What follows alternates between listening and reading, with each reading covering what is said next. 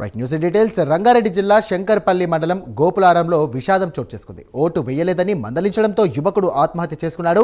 ఇటీవల జరిగినటువంటి second phase ఎన్నికల్లో భాగంగా సాయి కుమార్ బరిలో నిలిచారు. ఈ క్రమంలో గ్రామానికి చెందిన అనిల్ కుమార్ అనే యువకుడు ఓటు వేయలేదని మందలించాడు. దీంతో తీవ్ర మనస్తాపం చెందినటువంటి అనిల్ కుమార్ ఇంట్లో ఉరివేసుకుని ఆత్మహత్య చేసుకున్నాడు. ఇక బాధితుడి హత్య చేసేందుకు ప్లాన్ చేశారని కుటుంబ సభ్యులు ఆరోపిస్తున్నారు. ఎలాగో హత్య చేస్తారని తెలుసుకొని ఆత్మహత్య చేసుకున్నాడని చెబుతున్నారు. ఓట్లు వేయలేరు అంటున్నా అని చెప్పేసి అన్నాడంట. నీకు ఓటు వేయమో భూమి తక్కువ రేటుతో తీసుకున్నాను అంటున్నాను, ఓటు వేయనందుకు నేను కొడతాం పాలోళ్ళు లేనందుకు పగోళ్ళు అయ్యారు అంటున్నాను అన్నాడు మా తమ్ముడు.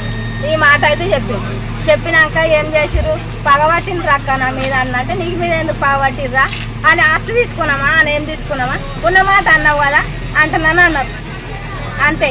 కానీ పగబట్టి ఇట్లా చేస్తారని బెదిరిస్తే నా తమ్ముడు ఎంతగానో భయపట్టించారు. అంతగానో భయపట్టించి మేము మొత్తము పానం తిన్నాం.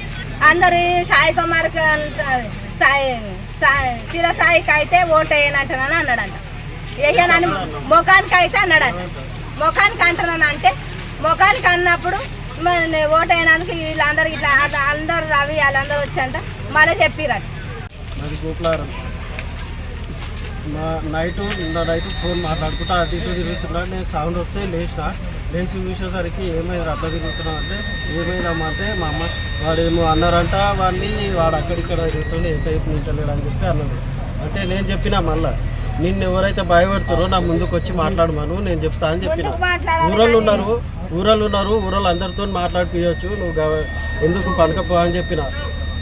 జరిసేపు మళ్ళీ లేచుని పండుకుంటుండు అదంతా కాదు, నువ్వు తప్పుడుగా పోయి వండుకో. మళ్ళీ పొద్దున్న లేచిన ఇట అదే చెప్పిన, పెద్ద మనుషులతో మాట్లాడదాము, నువ్వు ఎందుకు అట్లా చేస్తున్నావు, తప్పుడుగా పని ఉంటే పని చేసుకోపో అని చెప్పిన.